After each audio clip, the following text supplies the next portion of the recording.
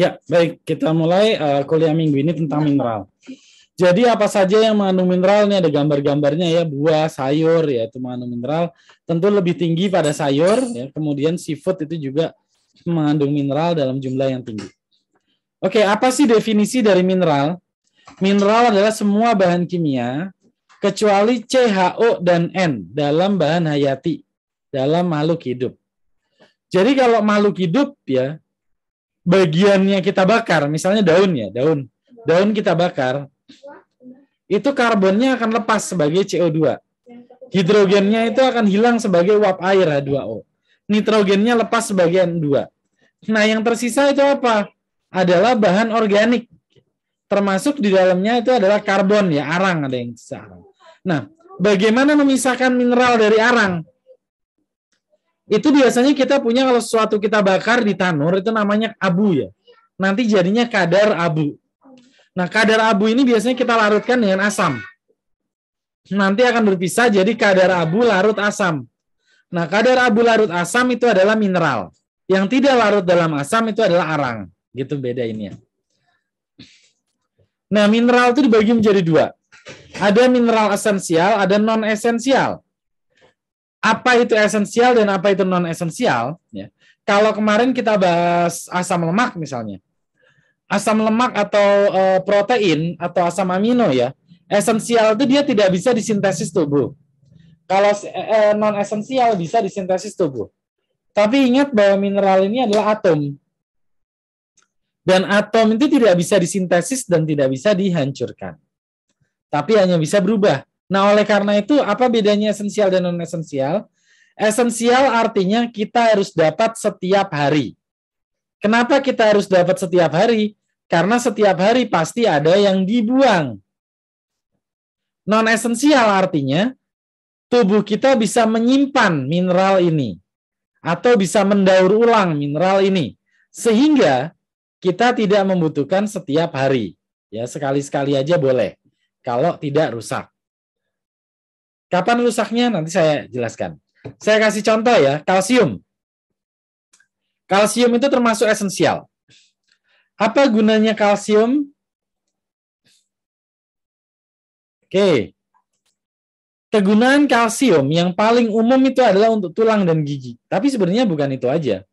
Kalsium punya faktor lain yang namanya pembekuan darah.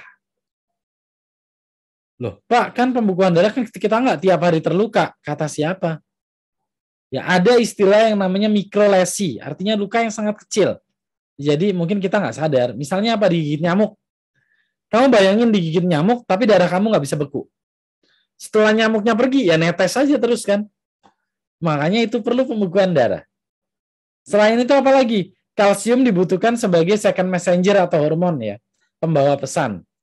Kalsium banyak dibutuhkan untuk kontraksi otot. Butuh kalsium ini, kontraksi. Kita ini kontraksi, relaksasi. Kontraksi, relaksasi. Kontraksi, relaksasi.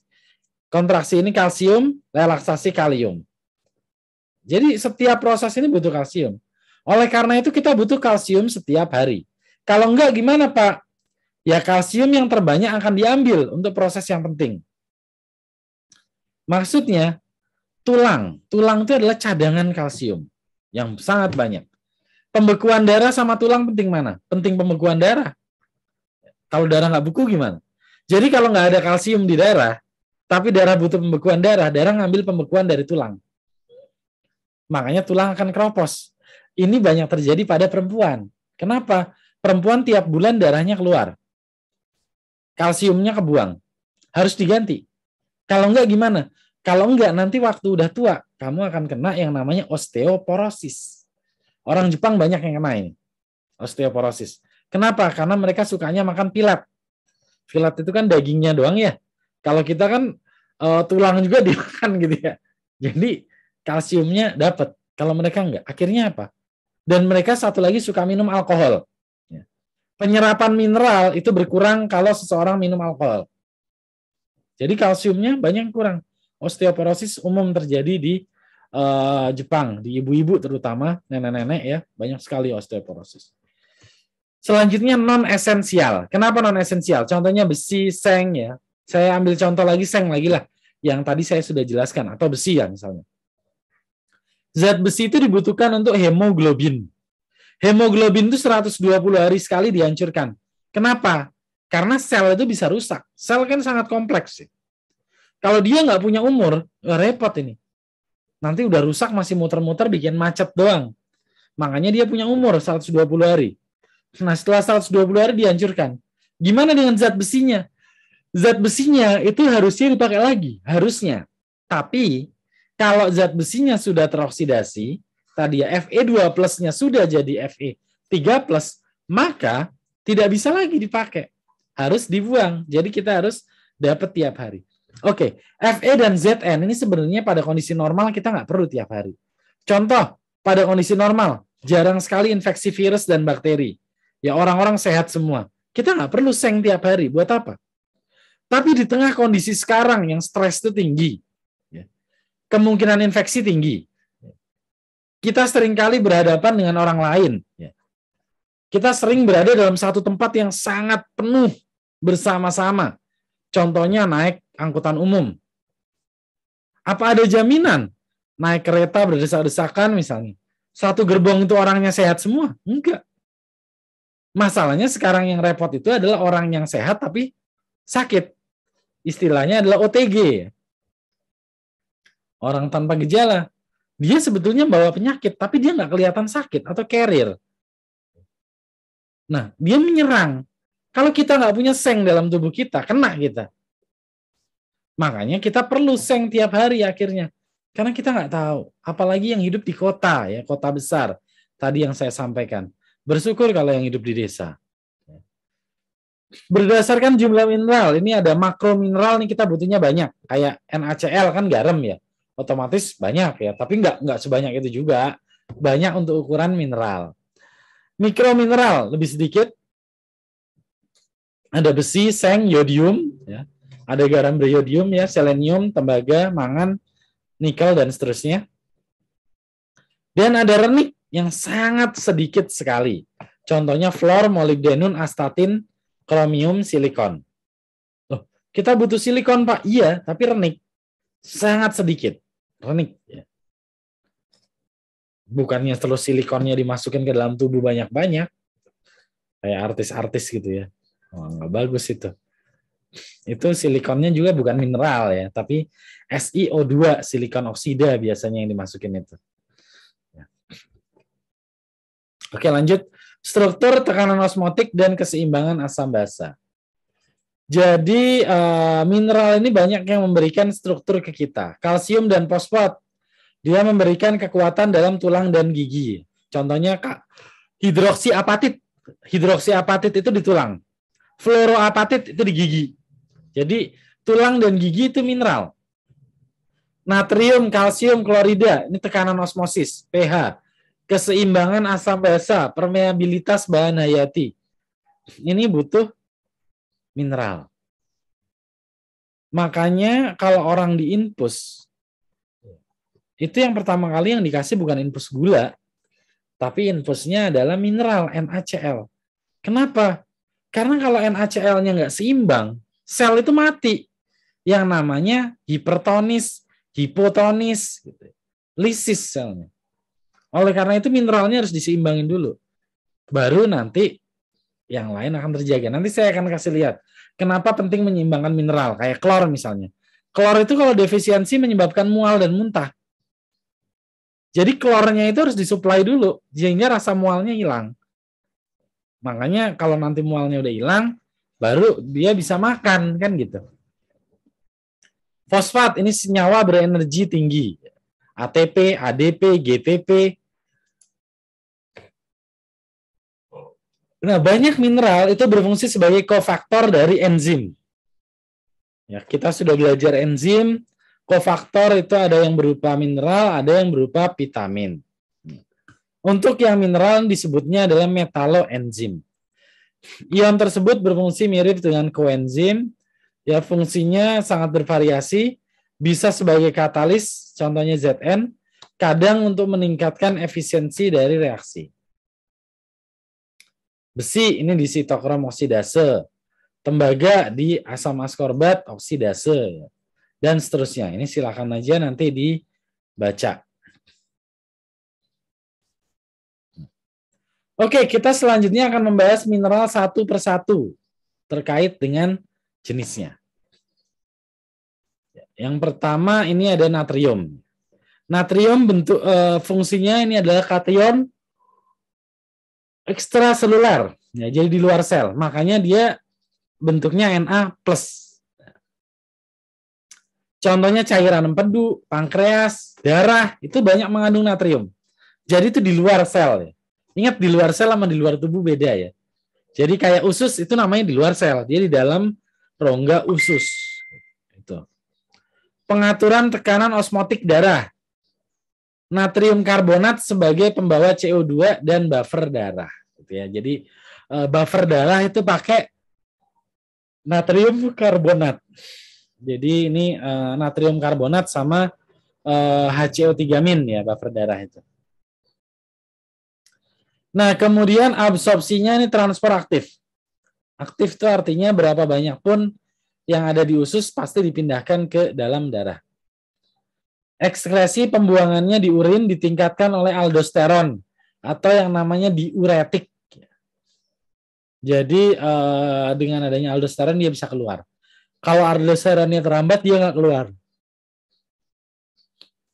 Kebutuhannya 0,5 gram per hari atau setara dengan 2,4 gram maksimum 2,4 gram atau 6 gram garam dapur. Nah nih. Jadi berapa sih garam dapur yang bisa kita gunakan dalam waktu sehari dan MSG ya? Karena MSG juga mengandung natrium. Sehari 6 gram. 6 gram itu seberapa sih? 6 gram itu adalah 1 sendok makan, kurang lebih. 1 sendok makan lebih dikit lah, tapi nggak nyampe bikin gunung ya, rata gitu. 1 sendok makan rata tuh 5 gram, dia 6 gram. Nah, wah banyak dong Pak. Ya, tapi jangan terus 6 gram kamu seduh jadi 1 air kamu minum langsung. Bukan gitu ya. Tapi kan makanan kita setiap hari itu pasti ada garamnya. Ya di jumlah-jumlahin itu jadi 6 gram, bahkan mungkin lebih. Makanya banyak orang kena hipertensi. Tapi orang hipotensi jarang banget. Jarang orang tuh kekurangan garam. Orang hampir tiap makan kita ada garamnya kok. Saya nggak makan garam Pak, tapi kok ini ada yang kena hipertensi juga. Nah, MSG gimana? Ya sering sih pakai micin, ya sama aja gitu. Apalagi kalau pakai micinnya banyak-banyak. Kayak tukang bakso tuh kadang 1 sendok sekali pakai ya. Itu aja udah 2 gram. 1 sendok nalo. Udah 2 gram itu gitu ya. Nah, kekurangan natrium menyebabkan kejang dan kehilangan nafsu makan. Nah, makanya MSG itu sebetulnya ditemukan di Jepang. Ya, perusahaan MSG itu bahasa Jepangnya Ajinomoto. Ajinomoto itu bukan merek ya. Mereknya itu cap mangkok merah. Cuman orang kita bilangnya Ajinomoto karena tulisannya Ajinomoto. Aji itu kalau bahasa Jepang itu artinya rasa. Moto itu artinya lebih. Jadi kalau bahasa Indonesianya mungkin ya peningkat rasa atau penyedap rasa. Itu bahasa Jepangnya Ajinomoto. Nah, tapi di Jepang sendiri kok makanan Jepang jarang ya yang pakai micin. Kalau makanan Cina banyak, makanan Indonesia juga banyak pakai micin. Kenapa orang Jepang nggak pakai micin? Pakai mereka. Tapi micin itu adalah obat. Ya, jadi micin itu nggak jelek, dia obat. Jadi kalau di Jepang itu aneh. Makanan di rumah sakit itu lebih enak daripada makanan di rumah. Kalau di kita kan kadang orang di rumah sakit nggak nafsu makan ya. Nah, makanan rumah sakit nggak enak gitu kan. Tapi di Jepang makanan rumah sakit itu enak. Jadi makanan rumah sakit itu harus enak. Kenapa? Kalau makanan rumah sakit nggak enak, orang itu nggak sembuh. Karena dia nggak mau makan. Jadi orang Jepang sehari-hari mereka nggak pakai micin. Atau kalaupun pakai dikit banget. Nah begitu di rumah sakit micinnya banyak. Karena micin itu sebagai obat. Dan itu diresepin sama dokter. Jadi diresepin sama dokter. Nih, makan micin sesendok sehari. Gitu. Dicampur makanan. Gitu. Jadi dia itu sebagai obat. Makanya itu bagus. Nah di kita nggak ditaker. Ya balik lagi lah. Semua zat juga sama ya. Sesuatu kalau kelebihan adalah tidak baik. Jadi itu. Jadi micin bagus, ya jangan kelebihan. Gitu. Ya kelebihannya menyebabkan edema dan hipertensi. Nah ini serem ini. Di Indonesia banyak orang kena hipertensi. Apalagi sekarang sering banget macet, pada stres itu. Pada berkelahi di jalan itu pada hipertensi semua itu. Gitu ya. Kalium. Kalium ini adalah mineral esensial dan banyak dikenal sebagai elektrolit. Fungsinya tergantung konsentrasi di dalam dan di luar sel. Nah, kalium ini sebenarnya sebagian besar di dalam sel. Jadi gini baginya, natrium di luar, kalium di dalam. Jumlah natrium di luar dan kalium di dalam harus sama. Ini yang menyebabkan sel tidak rusak. Ya, karena muatan positif di luar sama dengan positif di dalam, gitu. Jadi menjaga potensial membran sel, kofaktor enzim, itu fungsi dari kalium. K plus kation utama dalam sel, N itu kation luar sel. K plus di dalam sel 3 kali lebih tinggi dibanding luar sel. Na di luar sel 10 kali lebih tinggi dibanding dalam sel. Gitu. Kok ini nggak sama Pak? Iya, kan sel ukurannya kecil. Tapi kalau di luar sel kan lebih banyak. Perbedaan konsentrasi ini menyebabkan gradien elektrokimia yang menyebabkan potensial membran. Potensial membran penting dalam penyampaian sinyal untuk komunikasi antar sel. Jadi otak kita ini berpikir, ini sebenarnya prosesnya saya nggak jelaskan lebih detail ya, tapi ada ini piruvatkinase, sebenarnya ada yang namanya asetilkolin esterase. Enzim asetilkolin esterase itu ada di otak kita, dia akan memecah asetilkolin ya menjadi asetil sama kolin. Asetilkolin esterase ini membantu proses berpikir dengan mengatur konsentrasi K+ di dalam sel syaraf. Jadi ditransfer satu ke yang lain. Nah ini kalau misalnya itu kan listrik, muatan listrik. Itu kalau istilahnya kalau muatan listrik ini kacau, konslet, ya error orangnya. Gitu. Makanya kolin itu sangat penting kalau buat anak-anak. Susu anak-anak biasanya mengandung kolin atau asetilkolin nih, karena itu untuk otak. Nah, pada orang yang kena Alzheimer itu asetilkolin esterasenya terlalu banyak. Sehingga pemecahan asetilkolin terlalu cepat sehingga dia sel otaknya mati. Sel otaknya mati ya, dan menciptakan satu rongga kosong di otak. Mulailah Alzheimer. Nah, tergantung nanti yang mati itu yang bagian mana. Kalau bagian memori ya memorinya hilang. Nah, memori yang hilang juga tergantung sebelah mana. Kadang suka aneh kan ya orang memorinya hilang tapi kok hal-hal tertentu masih ingat gitu. Ya, itu karena kita nggak tahu itu bagian otak yang mana. Ya. Jadi dulu saya pernah punya mahasiswa ya, dia kena penyumbatan pembuluh darah otak, terus harus dioperasi gitu. Saya dulu kenal itu, dia harus dioperasi, akhirnya dioperasi. Jadi waktu itu saya sempat tolong itu, terus kemudian di rumah sakit terus dirujuk ya karena di Bogor nggak bisa, pokoknya dibawa. Akhirnya dioperasi. Nah setelah dioperasi itu ingatannya hilang sebagian. Sampai dia itu lupa apa namanya. Setelah operasi dia telepon saya gitu. Tapi dia telepon saya bilang, oh ya alhamdulillah kamu udah operasi. Iya alhamdulillah. Saya ingat harus nelpon ke nomor ini, saya mau Bapak, tapi saya lupa. Bapak siapa ya gitu. Wah, saya bilang, waduh, ya udah deh, nanti aja deh. Kalau ketemu saya bilang gitu, karena kalau itu kita nggak boleh memaksa orang untuk berpikir terlalu berat. Kalau habis operasi kepala itu bahaya, nanti bisa konslet lagi kan otaknya. Jadi ya udah, nanti aja saya kasih tahu gitu kan. Udah. Tapi terus dia kan kuliah lagi. Itu dia pelajarannya nggak lupa, kosannya nggak lupa, pelajarannya nggak lupa, tapi orang dia lupa gitu sama dosen-dosen, sama saya, sama teman-temannya, dia lupa sama teman-temannya, jadi harus kenalan ulang, tapi pelajaran nggak lupa. Dan hebatnya waktu itu anak ini tuh habis Quran 30 juz, itu hafalannya nggak lupa, habisnya itu nggak lupa, tapi sama orang-orang dia lupa. So, ya paling yang ingat keluarganya aja ya, karena kan keluarganya waktu dioperasi menemani kan, berarti kan waktu sadar dia langsung ketemu keluarganya. Tapi orang lain semua orang dia lupa. Siapa gitu, dilupa semua gitu. Ya, jadi itu otak tuh. Otak itu memang seperti itu, misteri ya. Oke, kita lanjut lagi.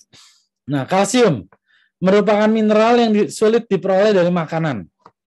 Berfungsi untuk kontraksi otot, tadi saya udah cerita. Second messenger, apa sih Pak second messenger? Artinya kan pembawa pesan kedua. Maksudnya apa? Maksudnya kalau ada hormon, dia yang meneruskan si hormon itu. Saya nggak akan detail soalnya ini pembahasannya rumit. Pembentukan tulang dan otot, pembekuan darah, ya koagulasi darah, pemecahan glikogen, dan aktivator siklus Krebs. Jadi fungsi kalsium itu sangat banyak selain tulang dan gigi ya. Untuk kontraksi otot memerlukan kalsium dalam mikrofibril. Ya, memerlukan ATP dalam mikrofibril, tapi yang menstimulasi adalah kalsium. Magnesium. Magnesium adalah kation bivalen, artinya Mg2+. Ca juga kan MCa2+. Nah ini tadi saya lupa kelewat ya. Penyerapan suatu mineral itu gantian. Contoh gini, Na sama K itu pintunya satu. Kalau Na lagi masuk, K nggak bisa masuk. Kalau K-nya lagi masuk, Na nggak bisa masuk. Karena dia harus bergantian. Ca sama Mg, ini pintunya satu. Kalau kita makan magnesium, kalsium nggak bisa masuk. Kalau kita makan kalsium, magnesium nggak bisa masuk. Nah, itu tapi nanti ada pasangan minusnya juga. Contoh gini, kita mengambil Na+ dari usus 3 Na+. Pasangannya apa? Ya 3 Cl-. Gitu. Kalau ada 3K+, pasangannya tetap Cl-. Nah, Ca dan Mg ini pasangannya biasanya PO4. Mg 3HPO4 2 kali. Atau Ca3HPO4 2 kali biasanya gitu. Nah, lebih banyak ditemukan di dalam sel daripada di darah. Mineral penting selain kalsium dan fosfor di dalam sel sering ditemukan berikatan dengan ATP sebagai kofaktor. ATP dengan Mg merupakan substrat yang efektif bagi enzim yang memerlukan ATP. Mangan. Mangan ini tinggi di dalam tulang dan mitokondria. Fungsinya untuk pembentukan energi. Biasanya minuman-minuman energi itu mengandung mangan yang tinggi. Pertumbuhan dan pertulangan serta reproduksi. Absorpsinya belum diketahui, ya, penyerapannya belum diketahui. Dalam darah diangkut oleh transmanganin. Ekskresinya oleh cairan empedu ya, jadi kita mengeluarkan mangan dari empedu. Kita hanya butuh mangan maksimal 10-15 mg per hari. Kekurangan mangan ini steril. Steril itu bukan berarti bersih ya. Steril itu adalah tidak fertil atau tidak subur. Dan gangguan otot rangka. Karena dalam otot ini banyak kalsium.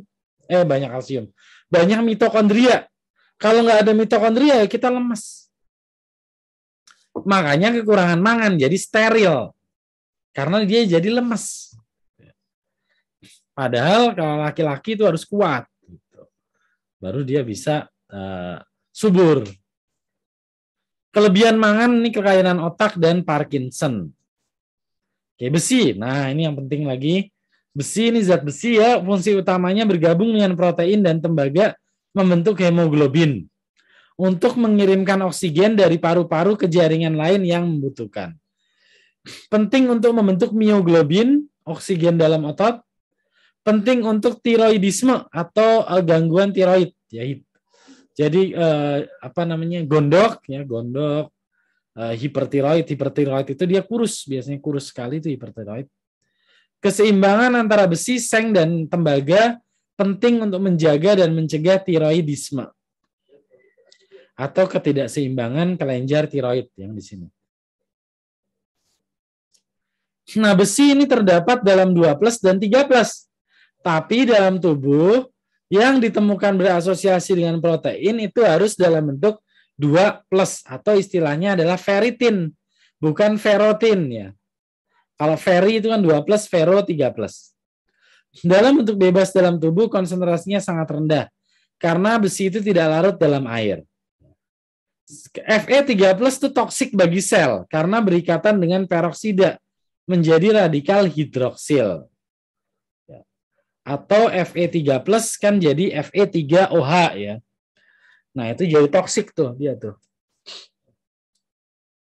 Kok Fe3OH sih? FeOH 3 kali. FeOH 3 kali. Nah, itu toksik gitu ya. Nah, reduksi Fe3+ menjadi Fe2+ bisa dilakukan dengan vitamin C.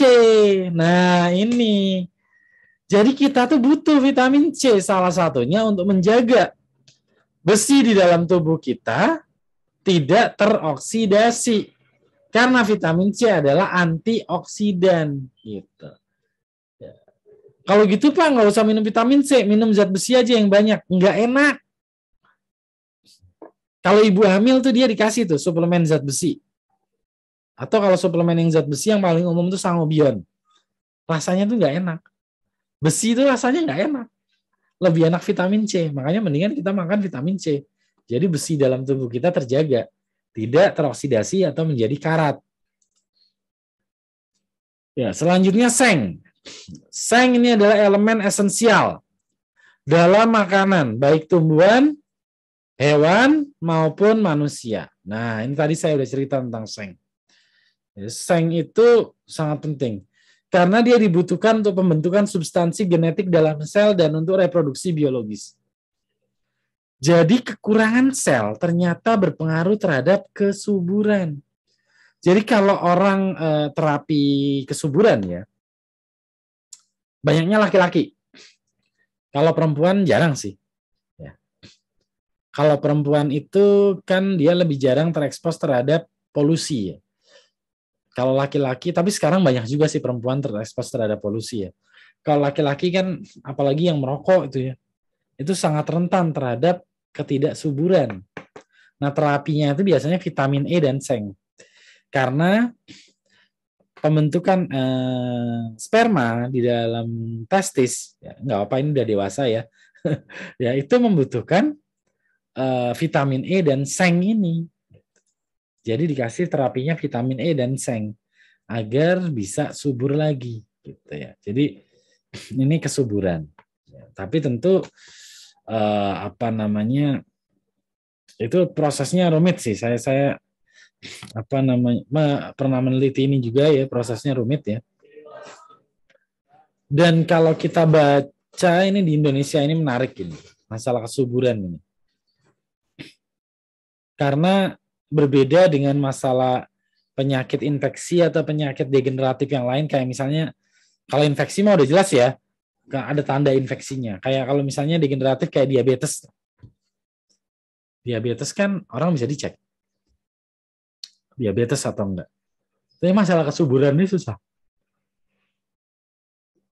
Nah, kalau di luar negeri itu umum ya, umum yang namanya tes pranikah. Premarital test ya. Tes pranikah. Karena mereka nggak ada trust. Nggak ada kepercayaan. Jadi apa namanya nggak ada kepercayaan ya. Yang laki-laki nggak percaya dengan yang perempuan juga nggak percaya dengan yang laki-laki ya. Yang laki-laki ini perempuan sebelum sama saya udah sama siapa aja nih, nggak tahu. Kita nggak tahu. Jangan-jangan dia udah tidur sama sekian puluh orang gitu, jadi penyakitan nih. Ngeri saya nikahnya. Makanya mereka harus cek dulu, cek pranikah. Laki-lakinya juga dicek. Oh, jangan-jangan ini tukang mabuk, tukang rokok, ya, pakai narkoba, jadi udah ini nih, udah mandul ini impotensi. Cek juga. Tapi di Indonesia enggak. Kita punya trust. Dan saya berharap mudah-mudahan ini terus terjadi. Meskipun saya sekarang mulai ragu juga, mulai sedih juga ya melihat anak-anak muda di Indonesia gitu ya, yang sekarang itu trust-nya kita mulai turun. Kadang kita nggak bisa menjamin juga berapa banyak skandal-skandal yang kemudian kalau kita berbicara tentang persen aja ya, persen saya pernah baca datanya ya, misalnya kayak di Amerika ya, itu perempuan yang bisa tetap perawan sampai menikah itu 14%. Dan saya percaya data itu. Saya percaya data itu kenapa? Karena mereka itu kan tidak peduli dengan stigma.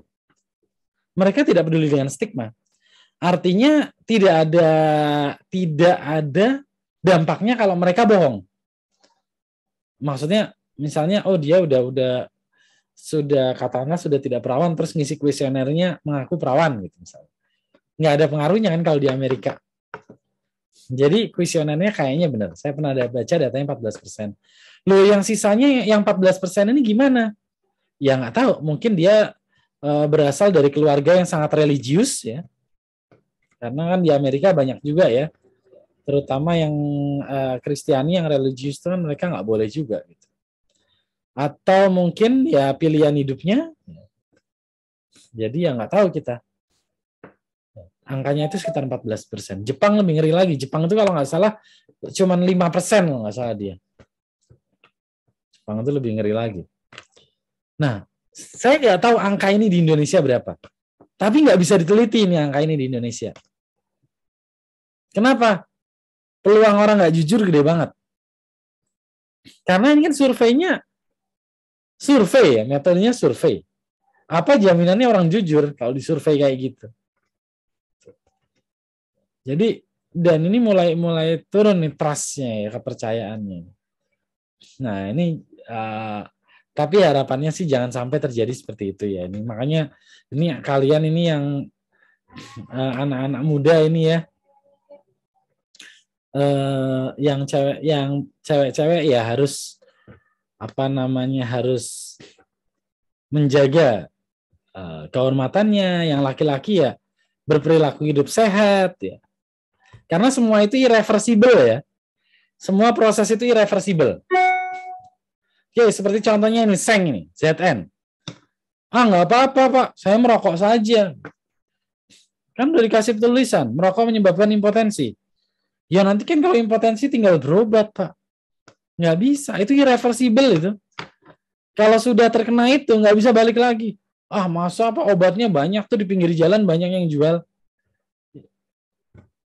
Banyak yang hoax itu. Dan di Indonesia itu banyak yang terjadi gitu ya. Jadi di Indonesia itu banyak yang terjadi. Banyak yang terjadi. Hanya itu tadi ya, datanya nggak bisa kebuka karena datanya susah. Ya, karena kejujurannya susah di ya jadi itu irreversible itu ya. Meskipun dikasih ini ya nggak bisa balik kalau udah itu. Oke, kekurangan ZN ini tidak spesifik karena banyak enzim yang membutuhkan ZN. Tembaga ini metabolisme energi. Fungsinya untuk neurotransmitter syaraf ya, pengiriman sinyal di saraf, noradrenalin, encefalin, antioksidan, kofaktor supraoksida dismutase pada sel darah merah. Apa sih supraoksida dismutase? Ini enzim yang sangat penting. Dia sebagai antioksidan. Untuk stres, penyerangan patogen itu SOD. Sintesis pigmen kulit, melanin dan kolagen. Ya, jadi kolagennya kulitnya bagus. Ini kalau kencang ini kolagen. Ya. Warnanya bagus. Ini adalah pigmen. Kalau terjadi gangguan pada warna itu namanya vitiligo. Ya. Jadi ada bercak-bercak. Kalau terjadi gangguan pada kolagen, keriput.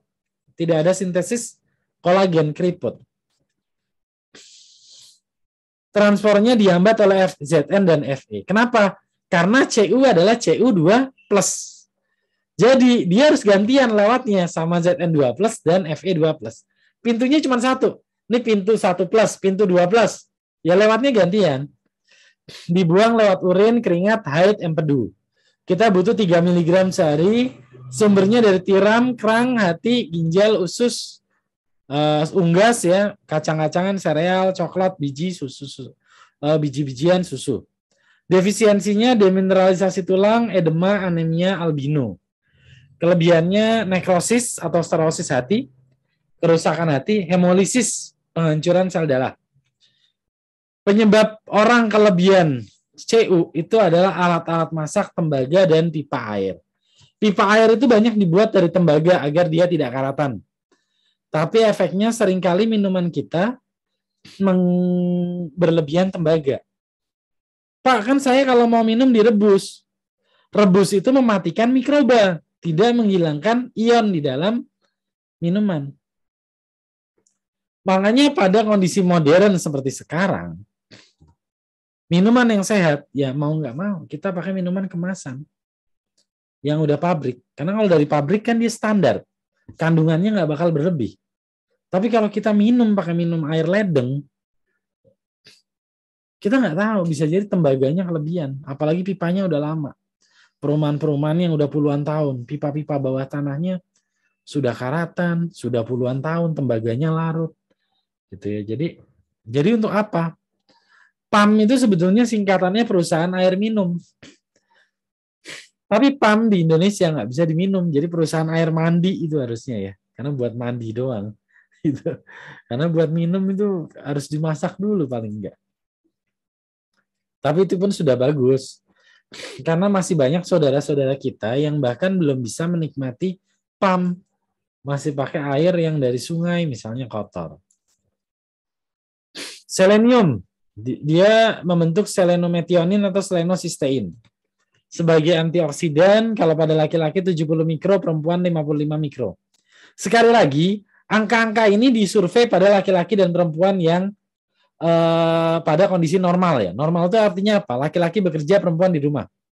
Tapi sekarang itu kan banyak juga perempuan yang beraktivitas. Makanya angka ini jadi terkoreksi harusnya. Sumbernya makanan laut, daging, unggas, sereal, kacang. Defisiensinya penyakit Keisenbeck, lemah, sakit pada otot. Kelebihan, muntah, diare, rambut dan kuku rontok, kerusakan kulit dan sel darah merah. Suplementasi selenium sebagai antioksidan harus diwaspadai. Gitu.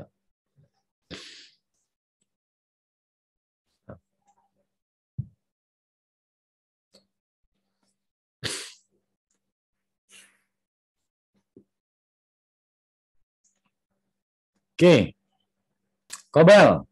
Bentuknya kobalamin, fungsinya mendukung vitamin B12, absorpsinya dihambat oleh besi. Sumbernya hati, ginjal, daging, dan tempe. Ini pustakanya dari pustaka luar sih. Kobalt ini yang paling tinggi itu di tempe. Dia sebagai cyanokobalamin. Tempe itu paling tinggi kobalt. Makanya orang Indonesia ya jarang sih kekurangan kobalt karena dari tempe. Terutama tempe yang dibuat secara tradisional.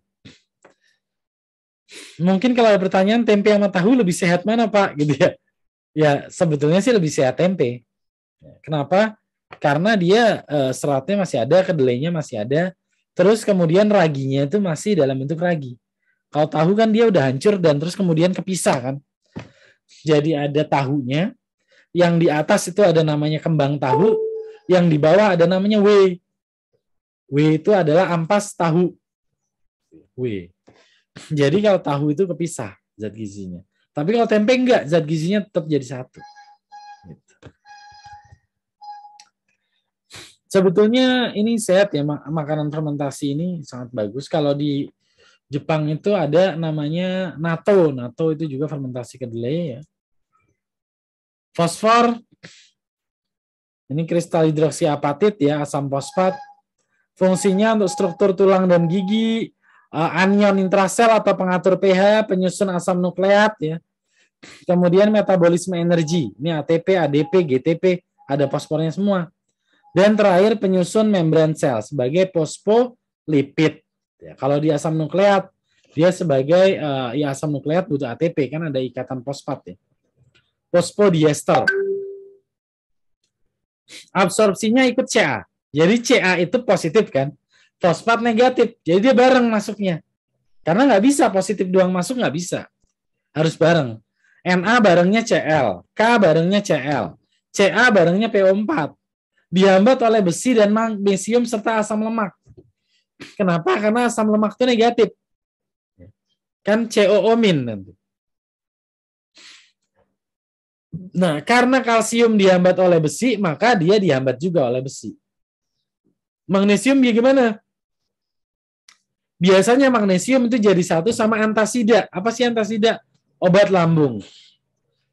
Antasida itu biasanya MgOH 2 kali. Jadi antasida itu menghambat kalsium. Kalsium ya menghambat terhambat jadi fosfornya.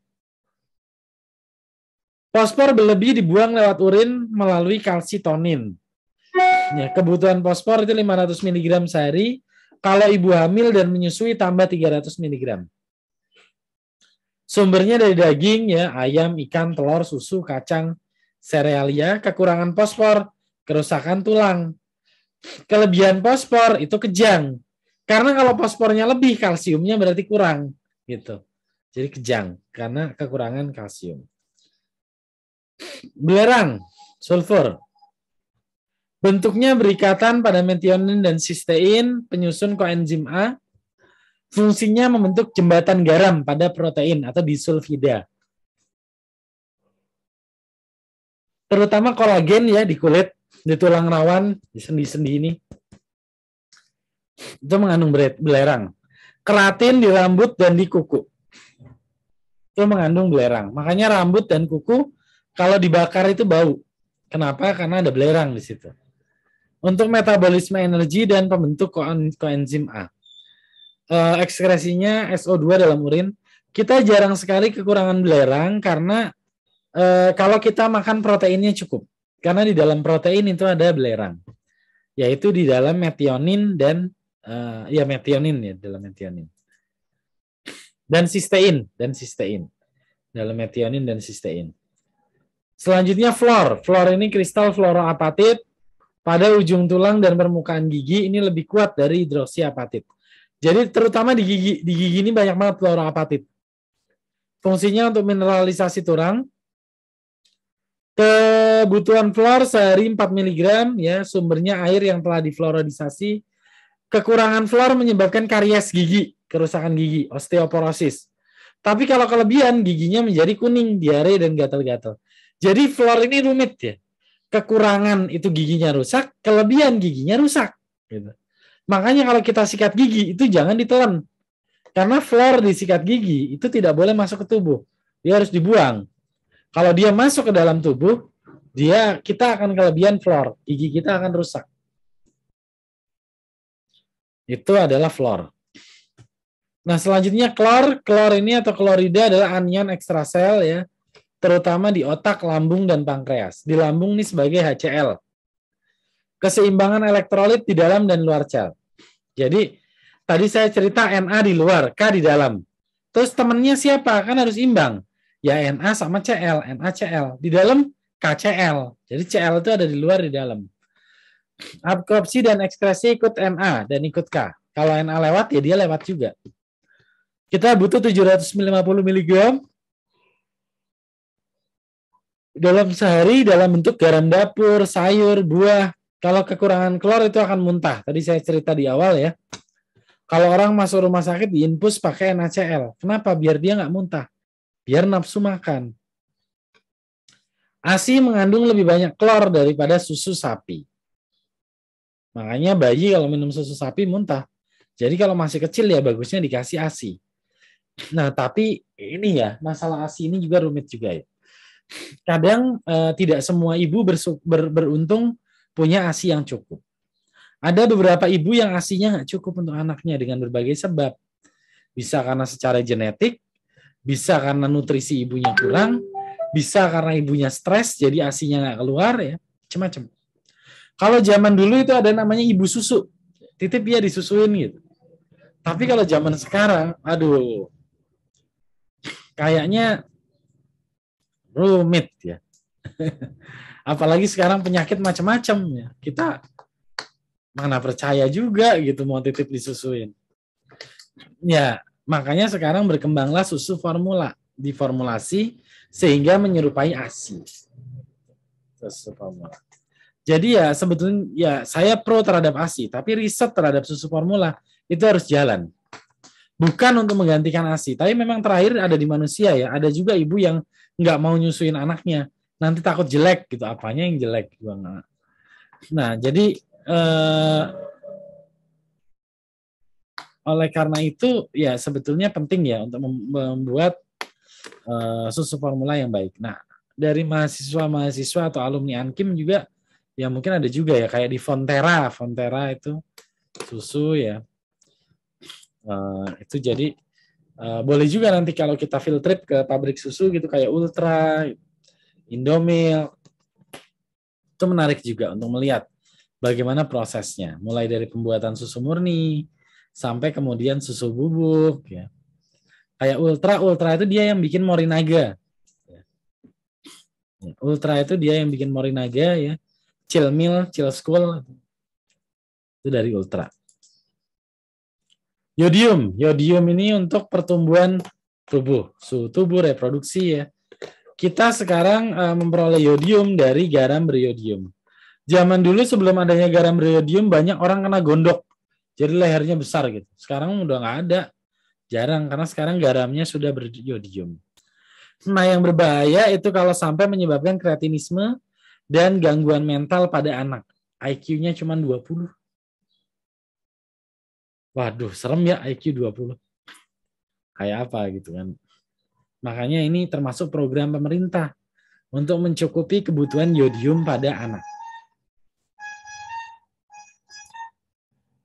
Oke, mineral lain itu silikon ya, vanadium. Silikon ini untuk kalsifikasi tulang dan kolagen. Kolagen ini kulit pakai silikon juga nih. Ya, vanadium untuk pertumbuhan tulang dan reproduksi, timah pembentukan tulang. Ini salah ini, timah itu bukan PB ya. PB itu timbal. Salah ini. Nikel ini untuk menstabilkan DNA dan RNA, boron mencegah demineralisasi tulang. Oke, ya ini nanti bisa dikerjain sendiri. Nah, ya, kayaknya selesai deh. Oke, selesai saya